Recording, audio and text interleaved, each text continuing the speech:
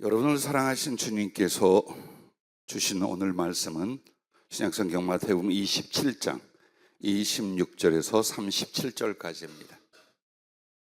마태복음 27장 26절부터 37절까지 찾아 함께 봉독하도록 하겠습니다. 이에 바라바는 그들에게 놓아주고 예수는 채찍질하고 십자가에 못 박히게 넘겨주니라. 이에 총독의 군병들이 예수를 데리고 관정 안으로 들어가서 온 군대를 그에게로 모으고 그의 옷을 벗기고 홍포를 입히며 가시관을 엮어 그 머리에 씌우고 갈대를 그 오른손에 들리고 그 앞에서 무릎을 꿇고 희롱하여 이르되 유대인의 왕이여 평안할지어다 하며 그에게 침 뱉고 갈대를 빼앗아 그의 머리를 치더라.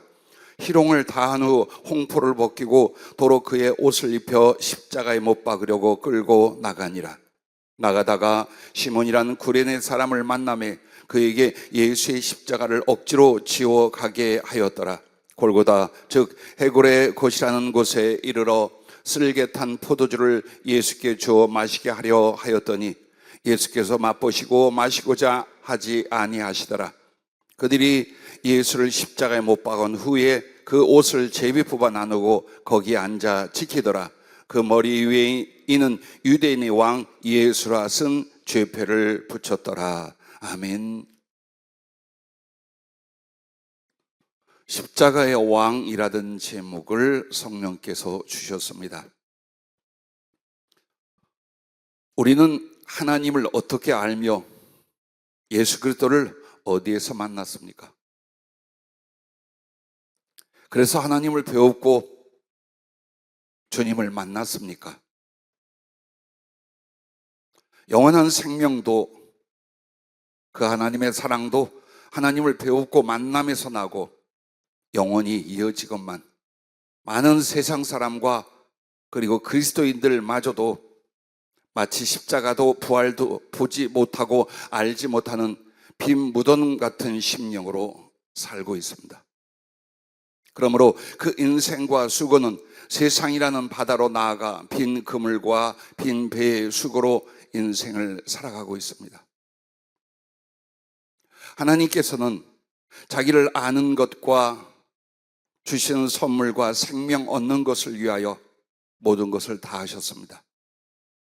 우리는 주님 없는 그리고 그 십자가의 사랑과 희생, 그 부활의 생명과 소망을 알지 못한 채 빈 무덤 같은 심령으로 살고 있지 않느냐? 성령은 이렇게 질문을 하셨습니다. 만약 여러분의 심령에 십자가의 주님도 부활의 주님도 없다면 여러분의 행하는 인생의 모든 수고는 세상이라는 바다에서 빈 그물을 건지게 되고 빈 배의 수고로 인생을 마칠 것이다 라고 했습니다. 주님의 제자들이 갈릴리 바다에서 주님을 만날 때 밤새 수고했지만 고기를 잡지 못하여 그 빈 그물을 씻고 있을 때에 예수님을 만나게 됩니다. 3년의 시간이 지나가 그리스도께서 십자가의 구속을 이루시고 부활하셔서 다시 갈릴리 바다에서 예수님을 만날 때 그들은 여전히 바다에서 밤새 고기를 잡고 있는데 하나도 잡지 못했습니다. 예수 그리스도가 내 가슴 속에 나의 하나님 나의 왕으로 계시기 전에는 여러분의 인생과 그 수고가 빈 그물, 빈 배로 끝난다. 그래서 여러분과 나에게는 그러지 마라. 이제는 그러지 마라. 그리고 다시 한번 우리가 만난 하나님, 우리에게 주신 그 은총과 사랑을 일깨우시게 하여 오늘 이 말씀을 주셨습니다. 저도 그랬습니다마는 사람들이 가장 소중하게 여기는 것들이 끝날 때 혹은 그것을 내려놓을 때 그때에만 하나님을 찾습니다. 그리고 그 찾음으로 하나님을 만납니다. 그러면 여러분과 나 사람들에게 있어서 인생이 가장 소중하고 필요하는 게 무엇입니까? 첫째는 생계입니다. 그 다음엔 그 생계를 넘으면 여유를 갖고 싶어 합니다. 그리고 다음에서야 이상이나 꿈을 품게 되고 실현하려 합니다. 그러나 이런 것들을 내려놓게 될 때 혹은 그것을 포기해야만 되는 상황이 될 때야 하나님이 진정 가장 필요하고 가장 소중하다는 것을 알고 찾고 만나게 됩니다. 여러분과 나에게 다시 한번 너의 하나님이 누구시며 너의 왕이 누구신가 말씀하고자 오늘 성령으로 이 내용을 주셨습니다. 첫째는 하나님을 이렇게 말씀하셨습니다. 십자가에 내려오신 하나님 예수 그리스도. 빌립보서 2장 5절부터 11절은 이렇게 증거하고 있습니다. 너희 안에 이 마음을 품으라. 곧 그리스도 예수의 마음이니 그는 근본 하나님의 본체시다. 하나님과 동등됨을 취할 것으로 여기지 아니하시고 오히려 자기를 비워 종의 형체를 가지사 사람들과 같이 되셨고 사람의 모양으로 나타나사 자기를 낮추시고 죽기까지 복종하셨으니 곧 십자가에 죽으심이라. 아멘. 자, 예수님을 가리켜서 그는 근본 하나님의 본체시나라고 말합니다. 하나님과 동등되지만 하나님과 동등됨을 취하지 아니하시고 사람이 되고 우리의 죄악을 대신하여 십자가에 죽기까지 하셨다라고 말씀하는 겁니다. 그러면 하나님의 본체란 무엇입니까? 즉 예수님이 존재적 하나님이시다라는 거예요. 그분의 존재 자체가 바로 하나님이시다라고 말씀하고 계신 것입니다.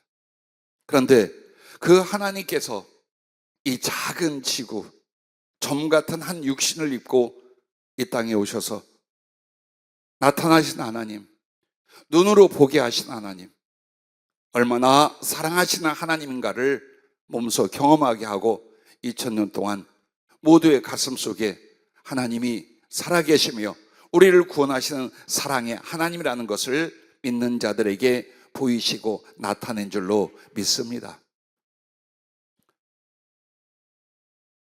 나는 어려서부터 불교권에서 자라났습니다. 아버지도 어머니도 주변 모든 친척이 불교를 신앙으로 갖고 있었습니다. 그러나 우리가 잘 알듯이 불교가 아닙니다. 그냥 한 번씩 아쉬워서 복을 빌러 가는 유의 불교권이 있고 그 다음에 미신과 우상숭배까지 겸하는 아주 무속적 불교권도 있습니다. 근데 저희 부모님과 친척들이 후자입니다. 모든 일을 다 불교라고 말하지만 미신과 우상숭배 그렇게 해석하고 생활하고 살아갔습니다. 그 중에 막내로 제가 태어났습니다. 저도 중고등학생 때 몇 번의 교회를 나갔습니다. 그러면서 막연하게 기독교의 하나님이 아니라 분명히 이 세상 모든 것들을 주관하는 어떠니 조물주가 계실 것이다. 그래서 하나님에 대해서 인정하긴 했습니다. 그러나 그 하나님을 찾거나 섬기거나 하려 하지 않았습니다. 앞서 여러분에게 말씀드린 것처럼 내 삶에 소중히 여기고 필요한 것들이 끝나갈 때 더 이상은 내가 어느 것도 할 수 없고 바랄 수 없을 때 영혼에 가장 극한 슬픔과 절망이 왔습니다. 그리고 죽음을 선택할 그 상황에서 죽고자 하는 이 마음과 힘으로 그래, 그 하나님을 한 번만 찾아보자. 그렇게 되었습니다. 정말 하나님의 은혜 중에 은혜가 만약 사단에게 잡히고 인간의 악한 고집에 잡혀서 제가 죽었더라면 저는 지금 어디에 있었겠습니까? 그런데 어차피 죽을 목숨이라면 내가 이 죽을 것을 조금만 늦추고 하나님을 만나보자. 그 하나님이 계시면 그분을 알고 그분과 함께 사는 거고, 만약 하나님이 만나주시지 않거나 없다면 이것을 끝내자. 그래서 세 번째 자살 준비를 다 했습니다. 그리고 만약 하나님이 안 나타나거나 안 만나주시면 이대로 죽는다. 유서를 쓰고 모든 걸 정리를 하고 교회에 나가 새벽에 기도하기 시작했습니다. 그때 나는 예수 그리스도니 복음이니 하나님의 나라니 전혀 알지도 짐작하지도 못했습니다. 혹시 불교 안에서 자라났기 때문에 부처가 혹은 다른 어떤 기타 신으로 섬기는 이가 혹은 그들보다 초월된 어떤 이가 하나님의 존재로 있지 않을까라는 상상 속에 생활하고 있었습니다. 어쨌든 목숨을 걸고 새벽에 부르짖고 통곡하고 매달렸습니다. 하나님 만나 주십시오. 하나님이 계시다면 만나 주십시오. 그렇다면 이 죽을 목숨을 내가 하나님을 위하여 바치겠습니다. 그러나 하나님이 안 만나 주시거나 없다면 난 이대로 죽어버리겠습니다. 지금도 기억합니다. 한 주, 두 주, 보름이 되었을 때에 그날도 하나님 만나게 해달라고 하나님을 찾고 눈물로 통곡하고 교회 차가운 바닥에 엎드려서 흐느끼고 있었습니다. 내 눈앞에 사람의 발이 지상에서 한 1m 정도 위에 나타났습니다. 그 발은 접혀져 있었고 가운데는 우리가 생각하는 못이 아니었습니다. 쐐기 같고 창날 같은 것이 강하게 박혀 있고 그리고 거기에서 흐르는 피와 찢겨진 발과 종아리를 점점 바라보게 되었습니다. 그리고 너무나 놀라서 그 모습에 눈을 떴습니다. 그런데 나는 환상으로 보았으리라 생각했는데 눈을 뜨고도 그 살과 몸이 보였습니다. 온몸이 찢기고 상하고 살점들이 뜯어져 나갔고 피로 범벅이 되어 여전히 온몸에서 피가 샘처럼 시내처럼 흐르고 있었습니다. 그리고 정확하게 손은 손목이 아니라 손바닥에 그 쐐기 같은 장날 같은 못이 박혀 있고 손목은 묶여 있었습니다. 곱슬거리는 검은 긴 머리로 고개를 떨군 십자가 예수님이 나타났습니다. 가시관이 머리를 찔러 그 머릿결 한 올 한 올로 핏방울이 방울방울 떨어지고 있었고 얼굴은 사람의 얼굴로 인정할 수 없을 만큼 짓이겨져 살점이 피멍이 얼굴 전체였습니다. 그분은 분명히 죽어 계셨습니다. 그리고 하늘이 진동하는 것처럼 내 영혼을 진동하는 이 목소리를 그 시신되어 있는 예수님을 통해 들었습니다. 내가 너 하나를 사랑하여 이 죽음을 당했고 너 하나를 살리려 이 고통을 당했느니라. 그 순간 도저히 참지 못해 뒤로 벌렁 넘어져서 하나님이 예수님이셨구나. 기독교의 예수 그이가 나의 하나님, 이 세상을 지으시고 우리를 구원하시는 바로 주 예수 그리스도 그 하나님이시고 그때서야 나는 예수 그리스도가 하나님이라는 사실을 알게 되었습니다. 그리고 병든 몸을 고치시고 죽어가는 영혼을 살리시고 오늘까지 사랑으로 나타내시며 죄 많은 인생을 긍휼히 여기시고 동행해 주셨습니다. 오늘 성령으로 왜 이 말씀을 여러분에게 먼저 드리는가? 여러분 하나님을 만났는가? 하나님이신 예수 그리스도 그분을 만났다면 어디에서 만났는가? 그래서 오늘까지 어떻게 살고 있는가를 뒤돌아보라는 말씀입니다. 자, 하나님이 예수 그리스도 그분은 우주 만물을 지으신 창조주이십니다. 요한복음 1장 1절부터 4절에 예수님을 이렇게 소개하고 있습니다. 태초에 말씀이 계시니라. 이 말씀이 하나님과 함께 계셨으니 이 말씀은 곧 하나님이시니라. 즉 예수님을 하나님의 계시된 말씀으로 나타내십니다. 근데 그 말씀 자체가 하나님과 동등하시는 하나님이시라. 그가 태초에 하나님과 함께 계셨고 만물이 그로 말미암아 지은 바 되었으니 지은 것이 하나도 그가 없이는 된 것이 없나니 그 안에 생명이 있었으니 이 생명은 사람들의 빛이라고 말씀을 합니다. 자, 예수님은 2000년 전 유대 땅에 오신 유대 청년 나센 예수가 아닙니다. 그분은 창조주 하나님이십니다. 세상과 모든 걸 지으신 그 하나님이 여러분과 나를 향하여 찾아오셨습니다. 자, 어느 날 주님이 이런 말씀을 가르쳐 주신 적이 있습니다. 여러분, 우리가 살고 있는 지구가 참으로 큽니다. 그러나 아시죠? 보이조가 이 태양계를 벗어날 즈음에 찍은 지구라는 것은 아주 성냥골보다 작은 푸르스름한 희미하여 없어져가는 한 점뿐입니다. 여러분과 내가 살고 있는 태양계를 벗어나 우리 은하 그리고 이 우주는 얼만큼 클까요? 얼만큼이나 클까요? 여러분은 혹시라도 지식적으로 찾아본 적이 있습니까? 궁금해서 찾아보신 적이 있습니까?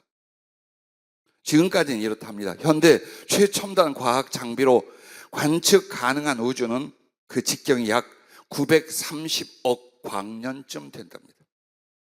그러면 여러분이 아시대로 광년이라는 것은 빛이 순간에 1년 동안을 갑니다. 우리가 말하는 빛은 지구 7바퀴 반을 돈다고 어려서부터 배웠죠. 근데 그 빛이 그 속도로 얼만큼을 가느냐? 1년을 간 거리가 광년입니다. 근데 그렇게 간 1년을 간데 1년 쳐서 얼만큼? 930년이 아니라 930억 년을 간 거리만큼만 지금은 어때요? 관측이 가능해요. 그러나 그 관측 가능한 우주를 넘어선 곳에도 우주 공간이 존재한다는 건 누구나 짐작을 합니다. 그래서 우주 전체의 크기는 유한한지 무한한지 아직도 알 수가 없습니다. 그러면 우주에 있는 별의 수를 과학자들은 어떻게 짐작할까요? 한마디로 7 곱하기 10, 20이 제곱입니다. 그러면 이걸 조금 표현하면 이겁니다. 7조 곱하기 100억 개의 별. 즉 100억 개의 성운이 있다고 합시다. 혹은 별의 집단이 있다고 합시다. 근데 이 100억 개가 얼만큼이 되냐? 7조만큼이 된다는 거예요. 제가 누군가에게 물었습니다. 별이 무엇인 줄 아느냐? 우리 모두가 이 기초적 상식에도 관심이 없었어요. 여러분, 별이라고 하면 하늘에 있는 모든 행성, 항성들이 다 별이라고 생각해요. 그렇지 않아요. 지구는 별이 아닙니다. 전문 과학계에서 말하는 별은 스스로 빛을 내는 그 항성들만 별로 취급을 합니다. 그리고 성경에 말하는 하늘의 별과 같이라는 별들이 어찌하여 밤하늘에서 우리 눈에 띕니까? 그 발광하는 빛이 다른 별에 비춰진 건 우리 육안으로 안 옵니다. 그냥 흑암같이 묻혀져 있어요. 그러면 그 무수한 별들이 전부 다 뭐냐? 자체 에너지로 빛을 발하는 바로 그 별들이 100억 개가 7조가량 관측이 된다라고 하는 거예요. 여러분은 이런 질문을 안 합니까? 하나님은 이 자그마한 먼지 같은 한 인간들에게 어쩌여 이 우주를 만드실 때에 이렇게 무한 광대하게 만드셨을까? 혹시나 그래서 사람들은 이 우주 안에 우리와 같은 인류나 고등 생명체가 수없이 많이 있을 것이다라는 상상도 합니다. 아닙니다. 두 가지를 우리에게 교훈을 주십니다.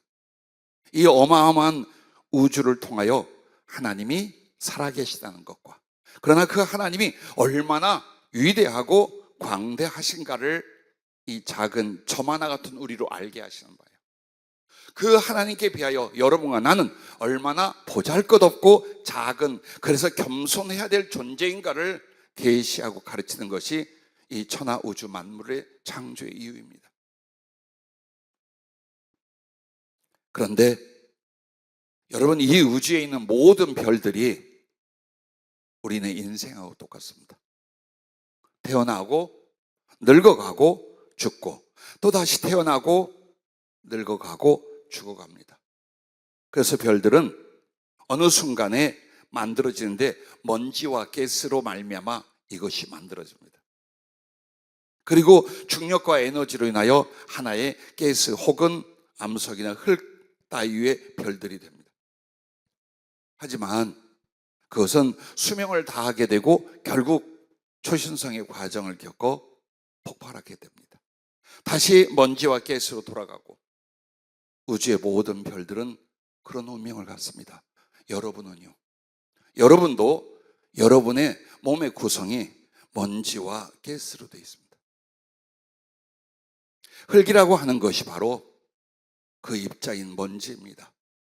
그리고 우리 안에 여러 가지 기능과 형상을 만드는 것이 우리 속에 있는 가스 혹은 가스의 분자들입니다. 즉 우주를 만들고 별을 만들 때 사람과 동일하게 해서요 교훈을 주시는 거예요. 그러므로 우주의 모든 존재나 잘났다, 엄청나게 가치를 부여하는 우리 스스로나 하나님 앞에 하나의 먼지였어요. 그런 우리들에게 생명과 함께 하나님의 영, 하나님의 인격, 하나님의 사랑을 담아 한 인간이 되도록 여러분과 나를 창조하셨다는 것입니다. 그러므로 창조주 하나님은 다른 분인 줄 알았어요. 성경은 증언합니다. 예수님으로 말미암아 천하 만물이 지어졌고 이 세상을 예수께서 창조하셨으니 그 예수, 그 주님이 바로 창조주 하나님이라는 사실입니다. 로마서 1장 19절부터 21절까지 이렇게 말합니다. 하나님을 알만한 것이 그들 속에 보입니다. 어느 인간 속에도 하나님을 알만한 지식이나 마음이 있답니다. 그래서 그 한 사람이 하나님을 알게 되고 만나게 될 때 어떤 일이 벌어지냐? 악한 양심이 하나님을 알고 사랑할 수 있는 선한 양심의 변화를 만듭니다. 그래서 그 양심 속에 있는 기능과 지식으로 누구든지 하나님의 존재, 하나님이 계신가 안 계신가를 할 때 그 가슴은 하나님이 계신 걸 안답니다. 그리고 이 우주 만물을 어떻게 해요? 주님은 이렇게 말합니다. 창세로부터 그의 보이지 아니하는 것들 곧 그의 영원하신 능력과 신성이 그가 만드신 만물에 분명히 보여 알려졌나니 그러므로 그들이 즉 인류가 핑계하지 못할지니라. 나 하나님이 계신 줄 몰랐어요. 마지막 때에 하나님 앞에 가서 나 하나님이 계신 줄 정말 몰랐어요. 언제 알려주셨나요? 라고 핑계하지 못할 거랍니다. 우리들의 영혼과 양심 그리고 이 천하 만물을 볼 때에 거기에 뭐가 나타나요? 하나님의 이름과 얼굴은 나타나지 않아요. 그러나 하나님의 신성과 능력이 나타나 있어서 그 하나님을 보여주고 계셔요. 누구라도 하나님을 만나려 하나님을 섬기려 진시한 마음 갖고 노력한다면 하나님의 기꺼이 그 사람에게 나타내시며 만나시며 그에게 하나님의 생명과 사랑을 부어주실 것을 믿으시기 바랍니다. 그런데 인류는 어떻습니까? 그들의 마음에 하나님 두기를 싫어하며 하나님께서 그들을 그 상시한 마음대로 내버려 두사라고 말합니다. 그렇게 살던 우리들에게 어떤 일이 벌어졌습니까? 하나님을 알고 하나님을 믿고 하나님을 배웠고 하나님과 사랑할 수 있도록 만들었어요. 이 은총 하나만으로도 여러분 행복하셔야 합니다. 영원히 감사하며 경배하며 하나님을 경외할 수 있어야 합니다. 그런데 바로 하나님 예수 그리스도는 두 번째로 죄인 된 여러분과 나 인간을 구원하시는 구세주라는 사실입니다. 요한복음 3장 16절에 하나님이 세상을 이처럼 사랑하사 독생자를 주셨으니 이는 그를 믿는 자마다 멸망하지 않고 영생을 얻게 하려 하심이라고 말씀했습니다. 하나님께서 사랑하는 가장 모든 것을 쏟아부어 만든 유일한 대상 인류가 하나님의 범죄하여 고통과 슬픔, 죽음 속에 심판대에 올라가게 됐습니다. 그 창조주 하나님 예수께서 어떻게 하셨습니까? 하나님의 사랑과 지혜가 이렇게 나타났습니다. 죄인을 대신하게 하여 창조주 하나님이 사람이 되어 오신 것입니다. 그 사람이 되어 앞서 말씀드린 것처럼 하나님 나라와 그 보좌를 떠나시고 이 무한 광대한 우주를 통과하시고 지구에 오시되 유대 땅에 오셔서 십자가에 달리셨습니다. 그리고 여러분과 나를 향하여 당신의 생명, 당신의 영, 당신의 미래까지 다 내어주시며 믿음으로 받아들이게 하셨습니다. 자, 여러분과 내가 살면서 어찌하여 우리가 죄인인가? 그 가장 큰 증거가 하나님을 모른다는 겁니다. 하나님이 창조하시고 하나님의 사랑했는데 하나님을 알지도 순종하지도 섬기지도 않고 살아왔던 그 영혼, 그 모습이 바로 죄인된 모습이요 죄인의 결과입니다.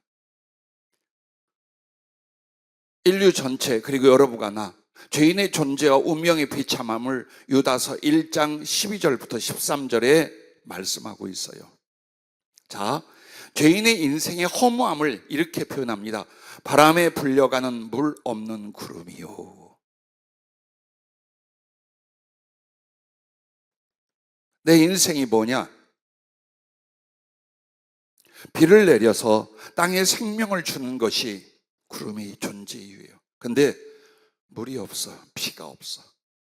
그리고 불어가는 바람에 아무 힘없이 밀려가 버리는 바람에 풀려가는 물 없는 구름이요 라고 했습니다. 또한 죄인이 살아있다 해도 삶과 존재는 죽은 것과 같으니 이렇게 말씀하셨습니다. 죽고 또 죽어 뿌리까지 뽑힌 열매 없는 가을 나무요 라고 했습니다. 무엇을 할 수 있고 무엇을 사랑하고 무엇이나 된 것처럼 우리는 삽니다. 그런데 우리의 삶과 존재를 이미 죽은 것 같이 말씀합니다. 죽고 또 죽어 뿌리까지 뽑힌 열매 없는 가을나무. 가을나무에게 반드시 열매를 기대합니다. 그 열매를 위하여 그 나무를 심고 가꾸었고 1년을 삽니다. 그런데 우리네 인생이 뭐와 같다고요? 우리 존재가 죽고 또 죽어 뿌리까지 뽑힌 열매 없는 가을나무요 라고 말합니다. 또한 죄인으로서 사는 인생의 자랑과 영광을 이렇게 말합니다. 자기 수치의 거품을 뿜는 바다의 거친 물결이요 라고 합니다. 예, 바다가 대단해 보입니다. 근데 그 강하게 파도를 칠 때마다 물과 물의 단순함과 선명함 그리고 그 능력을 보이는 게 아니라 부서지는 포말 거품이 있는데 이것을 성경에서 자기의 수치의 거품을 뿜는 바다의 거친 물결이요. 이게 바로 우리의 인생의 자랑과 영광의 모습이라는 겁니다. 그리고 모든 인간, 여러분과 나 죄인의 끝과 운명은 이렇게 말씀합니다. 영원히 예비된 캄캄한 흑암으로 돌아갈 유리하는 별들이라. 오늘 별들 이야기가 많이 나오죠. 꽤 얼마 전에 한 10여 년 됐을까요? 10수년 전에 깜짝 놀랐어요. 유다서를 읽다가 이 마지막 구절에 죄인의 끝과 운명을 말하는 건데 영원히 예비된 캄캄한 흑암으로 돌아갈 유리하는 별들. 이것은 단지 문학적 시적 비유가 아니에요. 천체에 대한 정확한 하나님의 지식을 성경 기록자에게 준 거예요. 바로 무엇을 가리킵니까? 블랙홀에 대한 이야기입니다. 성경의 블랙홀을 수천 년 전에 미리 말했다는 걸 누가 짐작이나 하겠습니까? 다시 들어보십시오. 영원히 예비된 캄캄한 흑암으로 돌아갈 유리하는 별들. 즉 별들은 제 자리와 길이 있습니다. 그런데 만약 그 제 자리와 길을 어떤 중력이나 상태로 그냥 놓치잖아요. 그러면 유리하기 시작을 합니다. 근데 그 유리하는 별들을 그냥 두면 폭발하거나 충돌하거나 정말 우주가 대폭발과 그리고 말할 수 없는 혼란으로 빠집니다. 그러므로 이렇게 유리하는 별들을 잡아먹는 그 검은 중력의 에너지 있습니다. 그걸 가르쳐 여러분이 아는 것처럼 블랙홀이라 합니다. 그래서 유리하는 별들을 그 블랙홀이 전부 다 빨아들여 그 안에서 재생산을 시켜버립니다. 그래서 그 블랙홀은 보이지 않으나 거기서 나오는 강력한 에너지가 불처럼 빛처럼 비추어서 학자들이 짐작을 해요.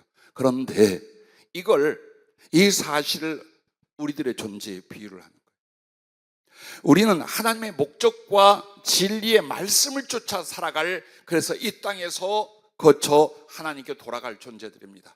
그런데 그 하나님의 목적과 진리의 말씀을 이탈해 버렸습니다. 그러므로 모든 인류 죄인은 유리하는 별들입니다. 그 유리하는 별들의 끝은 영원히 예비된 캄캄한 흑암이라고 말한 그 블랙홀 같은 지옥을 가리켜 말합니다. 예, 그것이 여러분과 나의 운명이었습니다. 그러면 누가 구세주 하나님을 만나고 구원을 얻을 수 있겠습니까? 사도 바울이 빌립보에 가서 복음을 전하다가 억울하게 감옥에 갇히고 채찍에 맞히며 쇠고랑에 차였었습니다. 거기서 기도하고 찬송하던 그들에게 기적이 일어나는 모습을 간수가 지켜보았습니다. 그리고 이렇게 말합니다. 그들을 데리고 나가 이르되 선생들이여 내가 어떻게 하여야 구원을 받으리까 하거늘 이르되 주 예수를 믿으라 그리하면 너와 네 집이 구원을 받으리라 라고 말씀합니다. 자, 빌립보 감옥의 간수처럼 구원을 얻고자 진리를 깨닫고자 하는 영혼들을 하나님이 만나주시고 그들에게 그 거룩한 십자가의 구원을 주십니다.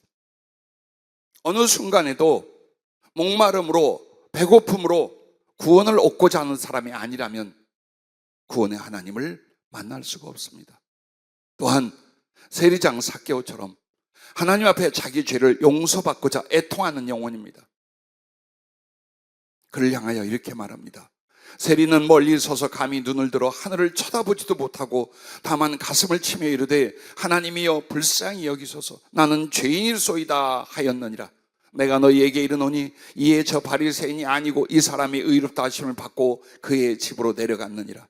무릇 자기를 높이는 자는 낮아지고 자기를 낮춘 자는 높아지리라 하시니라. 죄가 얼만큼이었는가, 악하기가 얼만큼이었는가, 하나님은 그걸 보시지 않아요.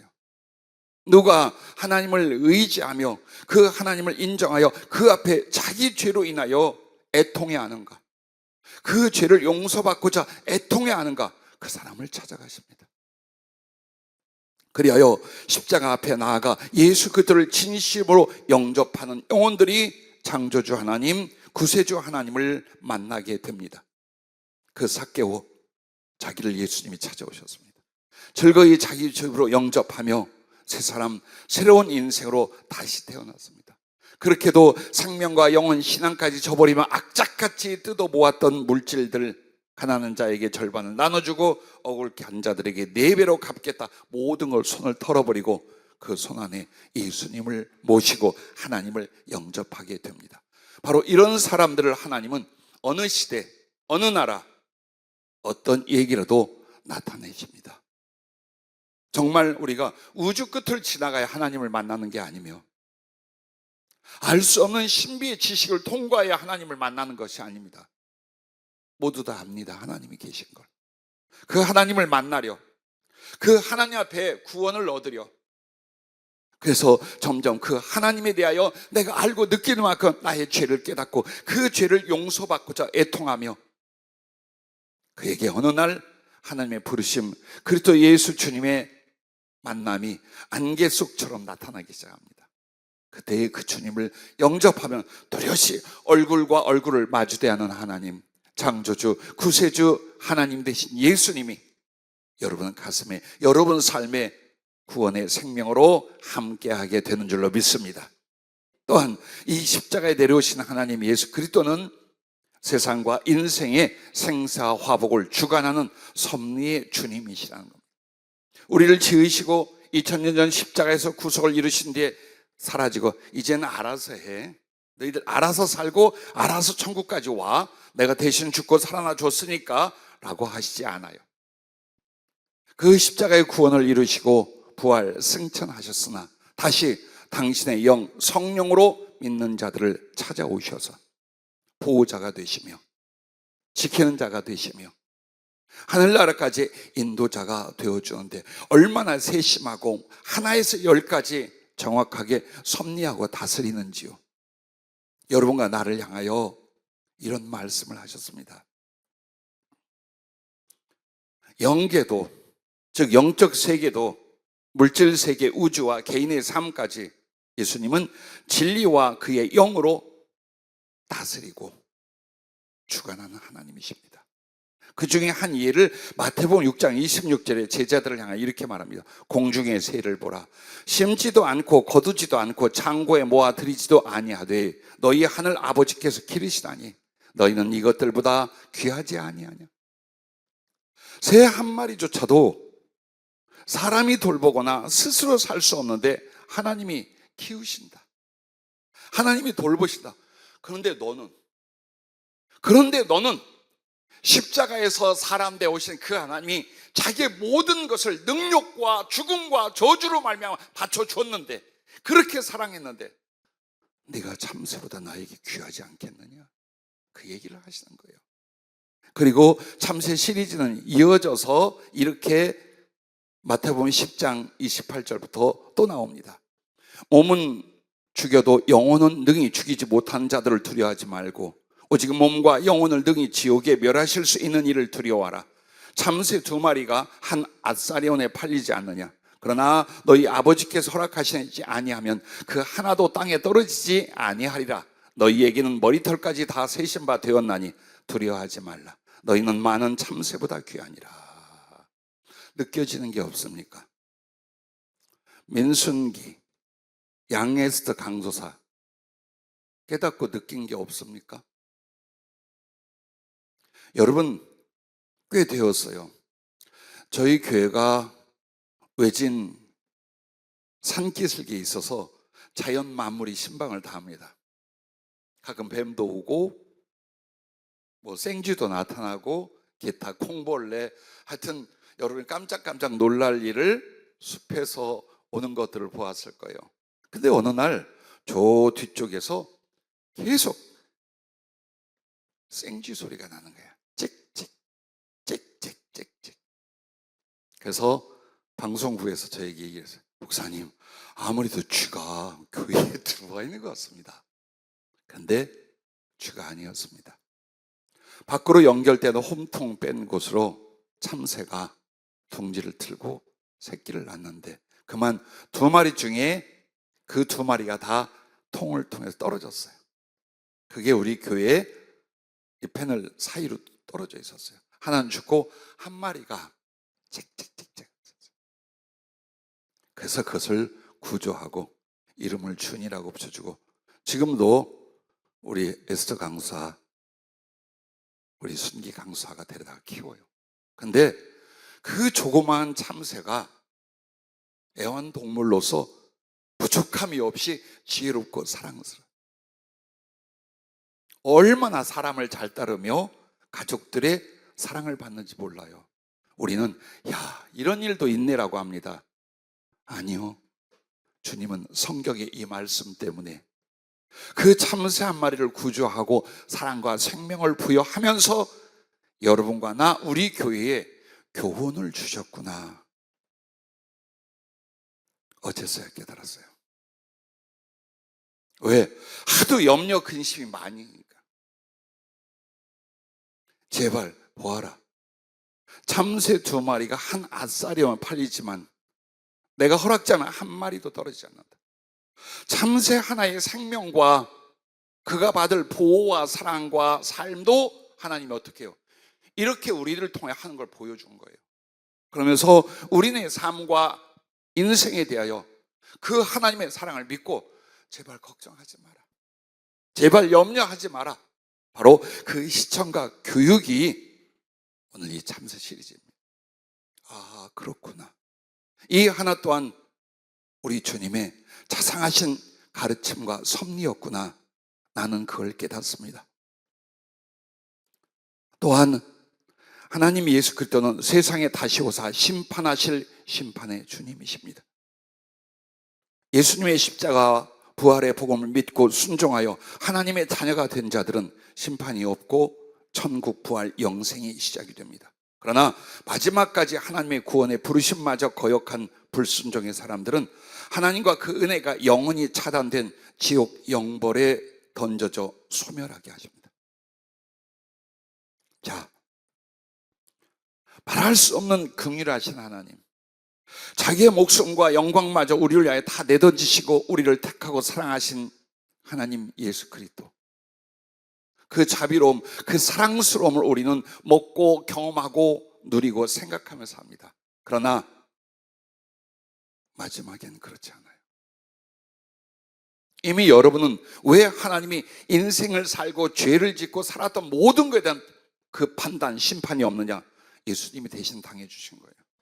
그래서 여러분은 하나님의 죄사함의 용서와 그 생명 안에 참여함, 이것 외에는 너 이따위로 살았구나, 너 이런 죄인이지, 너 이렇게 했어야 돼? 라고 판단하고 심판하지 않습니다. 하지만 모든 마지막까지 하나님께서 부르시고 구원하려 했던 모든 사람들 끝까지 불순종하지요. 그러면 그 끝은 바로 지옥에 던져집니다. 그 지옥은 하나님에 관한 어떤 것도 없는 곳이에요. 왜? 하나님을 저버렸기에. 하나님에 관한 모든 것이 전혀 없는 곳, 그 반대의 고통과 두려움과 저주만 있는 곳이에요. 그것으로 보내는데, 이것이 뭡니까? 죄와 악을 소멸하는 불 대신 하나님이라는 말씀이에요. 여러분과 내가 하나님 앞에서 두 책을 발견합니다. 물론 이렇게 종이로 만든 책이 아니에요. 하나는 생명책이고 하나는 모든 사람의 행위를 다 기록한 행위록이라는 표현으로 두 가지를 요한계시록에 말씀을 합니다.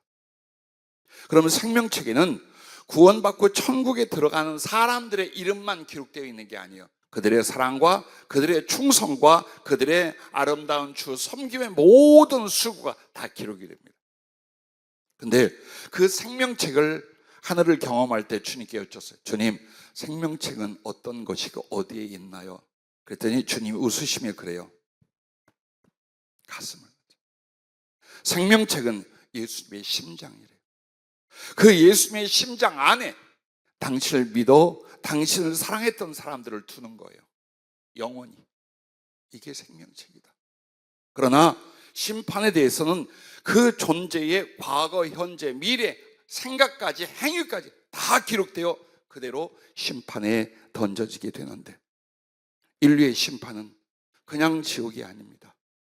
죽었다가 지옥에 갔던 영혼들이 다시 산채로 돌아오게 됩니다. 그러므로 마지막 때에 믿음으로 하늘에 가 있는 영혼들은 주님과 같이 첫째 부활에 참여합니다. 첫째 부활이란 주 예수의 재림 뒤에 남아있던 인류 중에 다시 예수님을 통하여 구원의 은혜, 부활에 참여한 자들이 있어요. 그래서 성경에 첫째 부활이 있고 둘째 부활이 있어요. 그래서 주님과 함께 이 세상에 주의 재림 때 같이 오는 그 부활의 성도들의 참여한 부활을 첫째 부활이라고 말을 해요. 그런데 지옥에 던져진 사람들도 부활을 합니다. 근데 그 부활을 부활이라고 말하지 않아요. 죽음이, 사망이 네오주메라고 말합니다. 즉 육신을 되돌려 영혼과 육체를 입은 인간으로서 마지막 심판을 받고 육체와 영이 한꺼번에 지옥에 던져지는 것을 요한계시록 20장에 말씀하고 있습니다. 자, 여러분과 나를 위하여 하나님께서 이 마지막 때에 사람이 되어 이 땅에 오셨습니다. 그분이 누구시라고요? 하나님 예수 그리스도가 창조주요, 구세주요, 섭리의 주요, 그리고 이 인류의 마지막 심판의 주님이신데 여러분과 나를 찾아 오셨습니다. 그리고 여러분의 모든 죄악과 지옥의 저주를 대신 담당해 주시고자 여러분과 당신 자신을 십자가에서 바꾸셨습니다. 죄인된 내가 당할 고통과 슬픔, 죽음과 지옥의 심판을 하나님 대신 예수께서 대신 감당해 주시고 믿고 순종하는 자에게 두 번 다시 태어나게 하셔서 하나님의 사랑과 생명과 나라를 주셨음을 우리는 경험했습니다. 바로 그 주 예수 그리스도 하나님 우리가 사랑하고 찬송합니다. 할렐루야. 자, 그러므로 성령으로 이런 말씀을 해요. 어느 사람이라도 죽어 천국에 가서 하나님을 뵙기 전에 이 일이 먼저 있어야 된대요.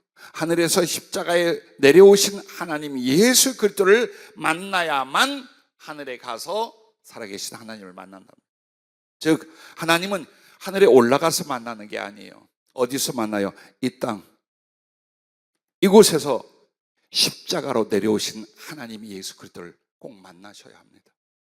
그리고 그 하나님으로 말미암아 새로운 삶, 생명의 삶을 살다가 덧없이 육신을 벗은 그날 하늘의 모든 것, 하나님의 모든 것을 여러분 눈으로 보고 가슴으로 안고 그분의 영광과 사랑과 지혜와 완전한 능력으로 하나님처럼 살아가게 될 줄로 믿으시기를 바랍니다. 할렐루야. 그래서 여러분과 나는 이 하나님 예수 그리스도, 그래, 그 하나님이 하늘에서 십자가에 내려오셨어요. 내가 그 하나님 예수 그리스도를 내가 믿어.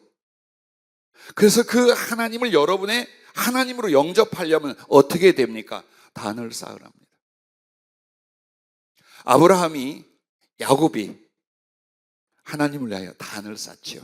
그럼 그 단이 뭡니까? 땅과 구별하기 위하여 돌을 쌓아 올리고 거기에다가 제물을 바치는 거예요. 번제물을 바치고 거기서 여호와의 이름을 불러 기도하고 예배를 드리는 거예요. 그리고 그것은 이제 무엇으로 바뀝니까? 모세 때에 성막으로 바뀌고 다윗 때에 성전으로 바뀝니다. 그러면 여러분의 삶과 여러분의 마음속에 하나님을 위한 제단이 있습니까? 하나님을 정말 모시고 함께하는 성전, 성소가 있습니까? 그게 없는 사람은 교회를 다녀도 예수의 이름으로 아무리 말을 해도 하나님이 자기에게 없는 거예요. 예, 본인에게 하나님이 안 계신 거예요. 그래서 이 천지 만물을 주관하시고 창조하시고 구원을 위하여 자기를 바쳐주신 그 십자가의 하나님 예수 그리스도를 어떻게 해요? 내 마음과 삶에 그분을 위한 제단, 그분을 위한 성전을 여러분이 만들어야 됩니다. 그게 무엇입니까? 마음과 삶을 다한 예배입니다. 나는 예배를 경시하고 무시하는 사람이 구원받는 경우를 본 적이 없습니다. 아직도 예배를 통해서 하나님을 경외하고 사랑하려는 마음의 믿음이 없는 사람들이 정말 성령을 받고 하나님을 친히 경험하고 사랑하는 경우를 본 적이 없습니다. 예배에 이르되 형식적인 예배가 아니라 마음을 다하고 힘을 다하고 목숨을 다하여 하나님을 사랑하고 경외하고 경배하는 예배. 그러므로 그 안에 하나님이 진리의 말씀과 성령으로 임하여 나와 만나 생명의 사랑을 나누는 예배. 그게 여러분에게 있느냐 이 말이에요.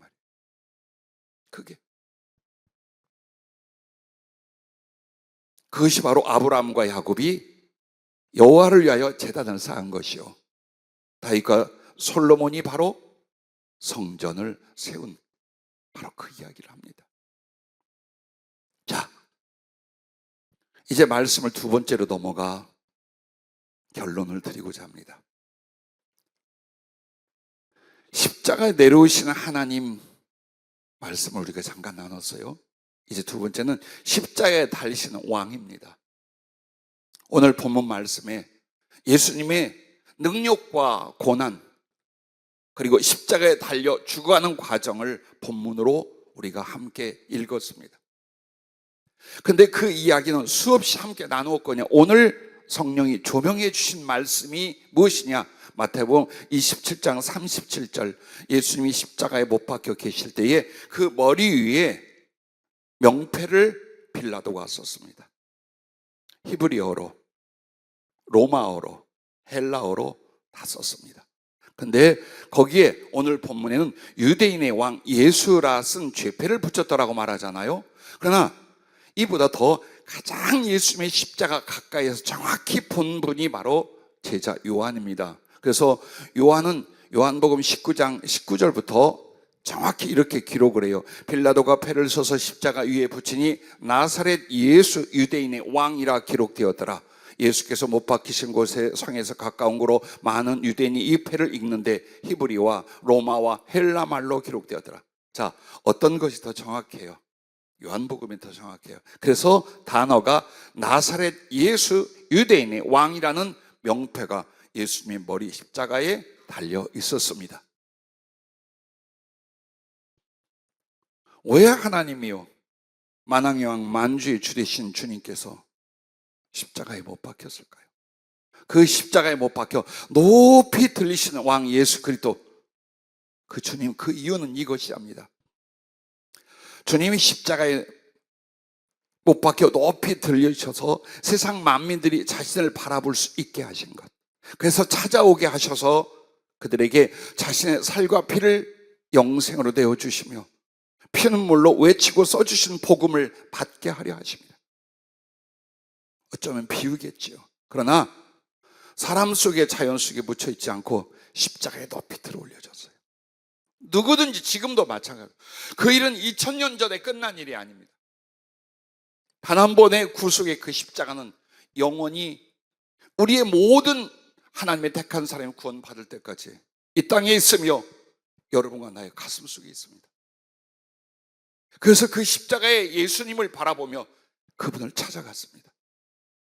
그러면 자기의 살과 피로써 우리에게 생명을 주시고, 그리고 그 피로 한 글자 한 글자 쓰신 복음을 우리에게 믿음으로 주셨습니다.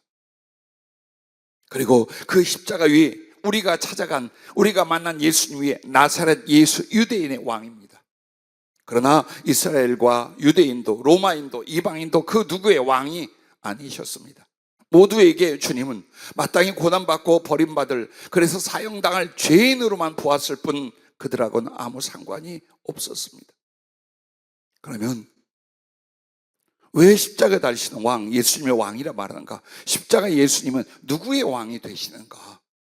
오직 십자가에 계신 주께 가까이 가서 그 얼굴을 뵙고 찢어주신 살로 생명을 받고 심장을 찢어 쏟아내신 피로 주신 그 사랑을 자기 심장에 모시는 자, 그 성도의 왕이 되시는 겁니다.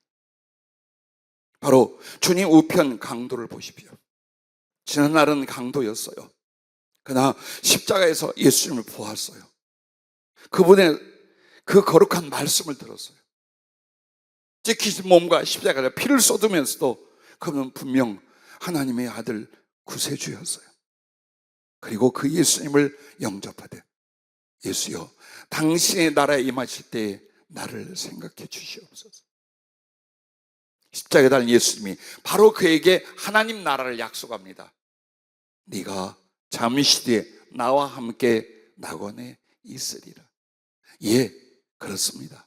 바로 그 강도의 왕이 되어 주셨습니다.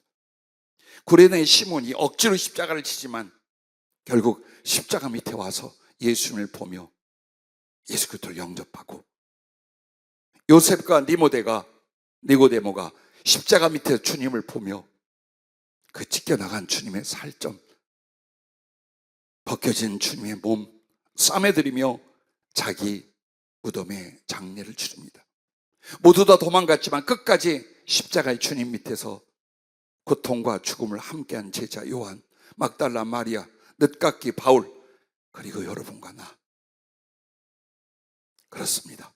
우리의 믿음은 형식과 유선이 아닙니다.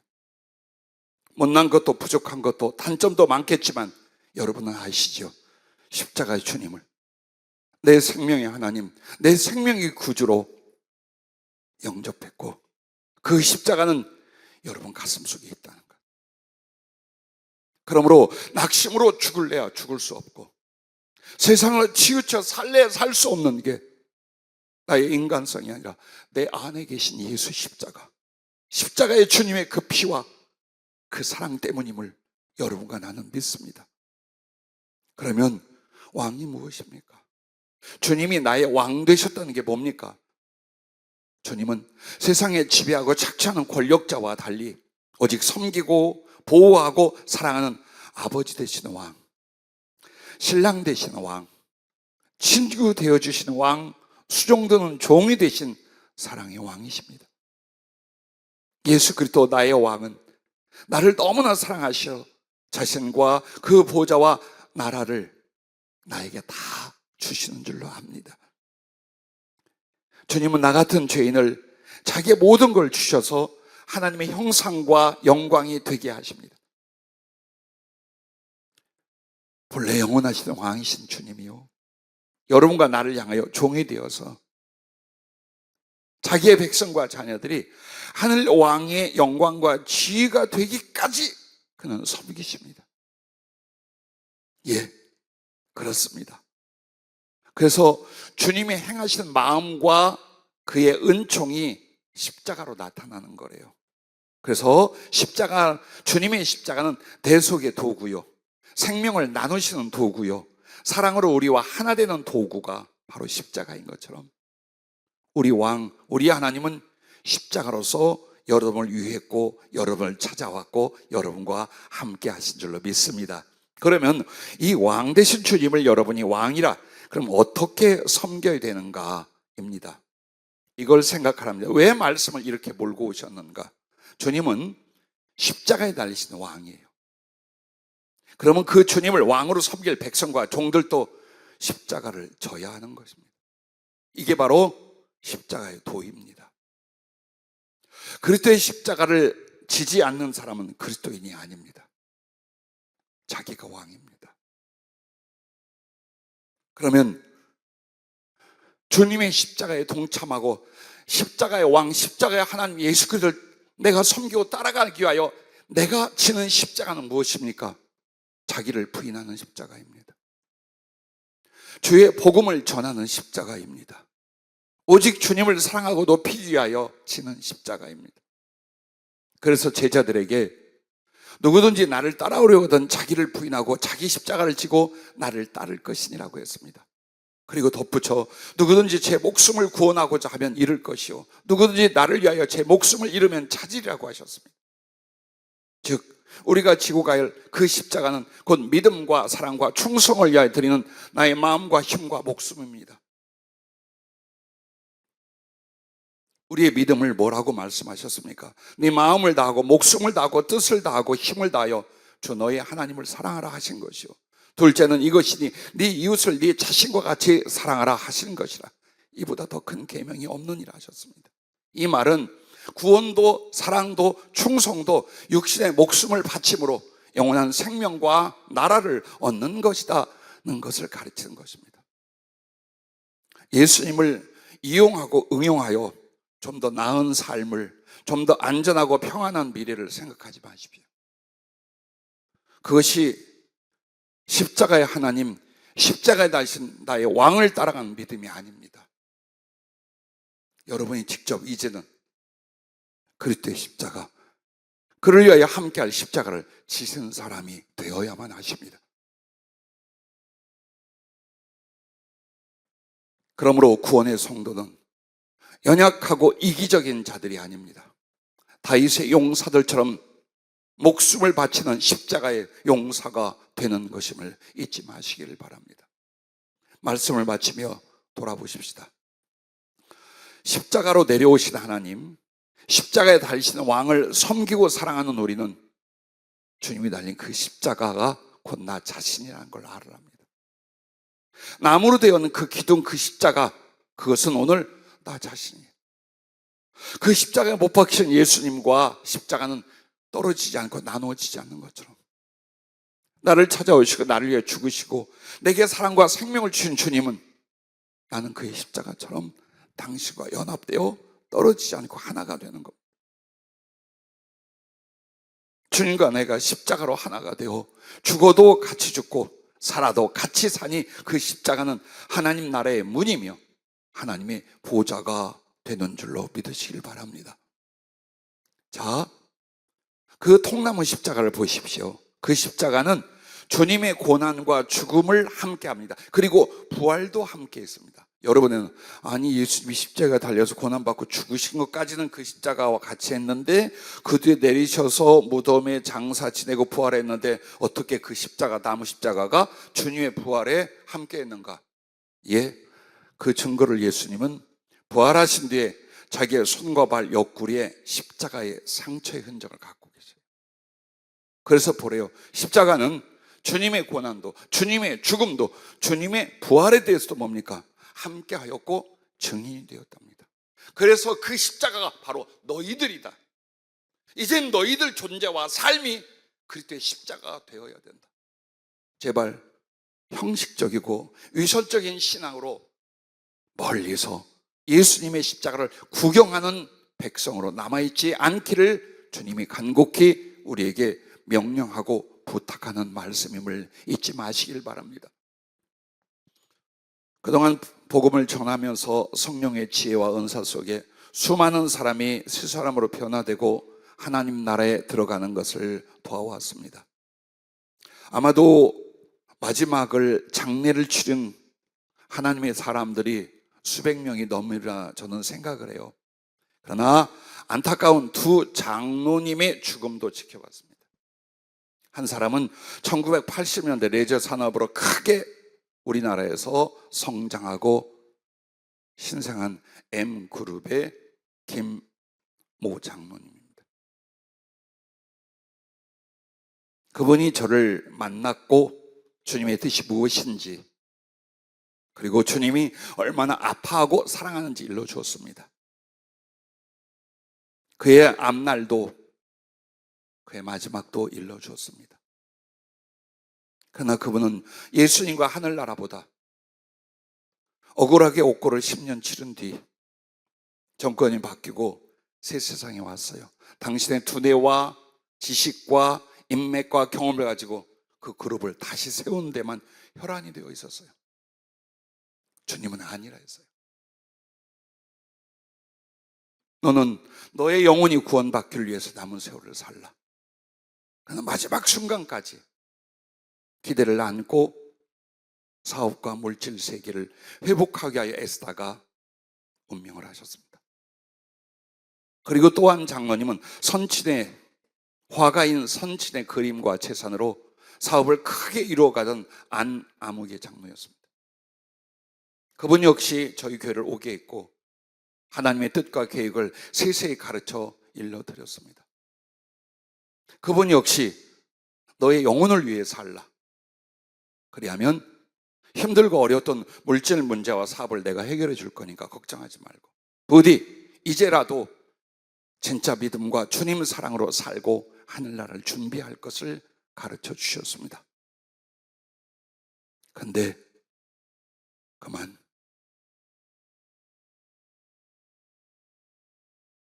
그렇게 아파하고 안타까우며 다시 사업을 일으키려는 그 마음속에 그 수고 속에 돌아가십니다. 그것도 그렇게 살면 불치 암이 올 것을 말씀하셨고 암이 걸렸습니다. 그러나 함께 기도하며 주님이 살려주실 걸 약속하자 그분은 암에서 완쾌가 되었습니다. 그럼에도 다시 생명을 주신 이유가 바로 주님과 하늘나라를 위해 살 수 있는 기회라는 걸 잊으셨습니다. 계속해서 사업 문제, 물질 문제, 다시 재기하는 문제에만 전심전력하다가 그만 코로나 때에 코로나로 인하여 세상을 마감을 했습니다. 좀 더 알아봐야겠습니다만 G그룹의 유아무개 회장을 제가 여러분에게 기도 부탁하고 간증을 한 적도 있습니다. 그분을 만났을 때에 어떤 사업으로 어떻게 물질을 벌고 어떻게 그걸 가지고 주의를 하리라고 말씀하지 않았습니다. 당신에게 기적을 행하신 주님이 너를 돈에서 구원하기 위하여 내 종을 보냈다라는 말씀이 첫 번째 말씀이었습니다. 세상을 떠났다는 이야기를 전해드렸는데 그 배경이 모두 다 세상과 물질에 대한 집착과 영혼마저 쏟고 있다가 떠나갔습니다. 참 가슴이 아픕니다. 그런데 왜 그렇습니까? 자, 이런 분들을 치우쳐 말하는 것이 아니라 하나님의 사람이라 교인이라 하는 모든 사람들을 향하여 여러분과 나에게 이 교훈을 주십니다.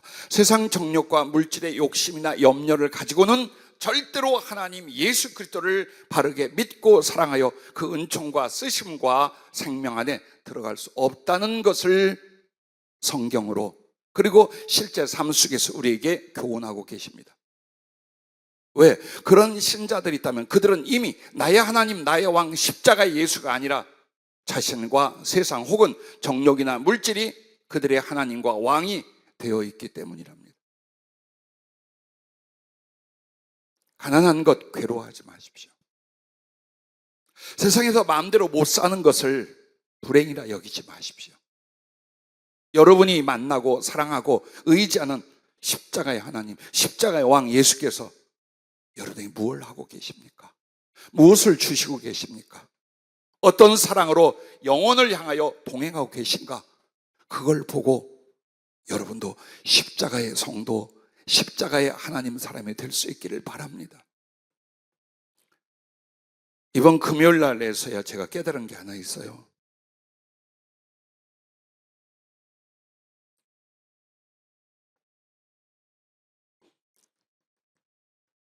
성령이 주신 지혜나 은사를 가지고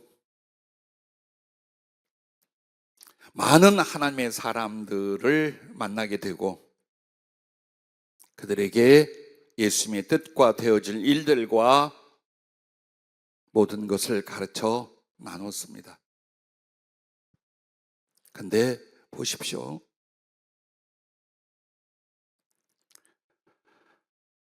많은 사업가들과 심지어는 장성과 정치인들도 있었습니다. 그리고 큰 재능을 가진 사람들이 많이 왔었고 만났습니다. 그러나 그들이 그리고 내가 기대하는 형통이나 성령이 주신 약속과 예언이 쉽게 빨리 이루어지지 않았습니다. 이게 왜 그랬는가를 금요일 날 깨달았어요.